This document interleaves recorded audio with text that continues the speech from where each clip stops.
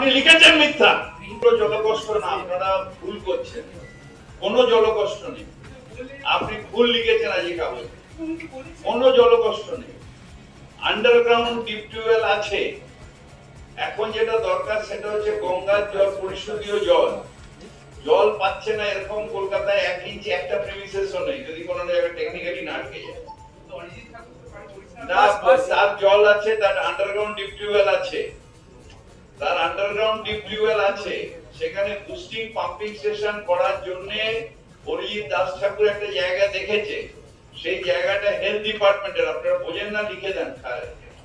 Health ডিপার্টমেন্টের সেই boosting pumping station হলে যখন আমাদের এখান থেকে জল যাবে, আবার থেকে যেটা 20 মিলিয়ন গ্যালন এক্সট্রা জল বা গড়িয়ার জল, সেগুলোকে নেটওয়ার্কিং, আজ পর্যন্ত এটা কোনোদিন কলকাতা কর্পোরেশন ভাবেনি যে পুরো প্ল্যান করে সেই সব জায়গাগুলো নেটওয়ার্কিং করে কোথায় কোথায় বুস্টিং পাম্পিং স্টেশন। এখানে এই টেবিলের মধ্যে আমরা পুরো ড্রয়িংটা ফেলে একটা প্ল্যানিং করেছি।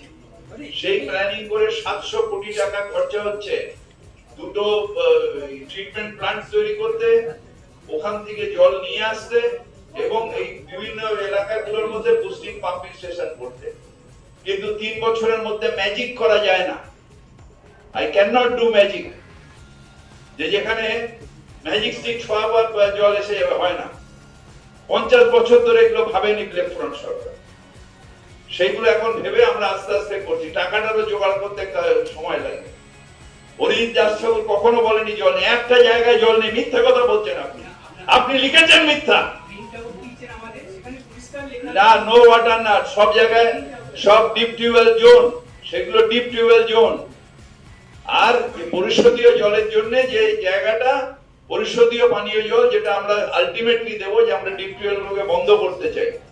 তার কারণ জল, মাটির তলার জল খাওয়া এবং মাটির তলার পরিবেশের জন্য বিপজ্জনক। সেইটার উদ্যোগ আমি নিয়েছি, সেই জন্য এত লাফালাফি হচ্ছে।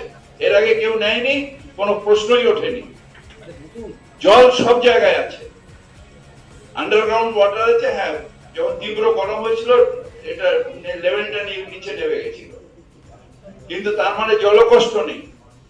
জলকষ্ট এখন যেটা আছে, আমরা সব জায়গায় এটা করছি। আরো 2 বছর লাগবে, আমরা এই বুস্টিং পাম্পিং স্টেশন গুলো করবো আর পরিশোধীয় পানীয় জলগুলো দেবো। যেরকম আমায় মমতা ব্যানার্জি শপথ নেওয়ার সময় বলেছিল গড়িয়া, টালিগঞ্জ আর ঠাকুরিয়ার কিছুটা অংশ, এই জায়গাটা আমাদের এখন সত্যি সবটাই আন্ডারগ্রাউন্ডের উপর নির্ভর।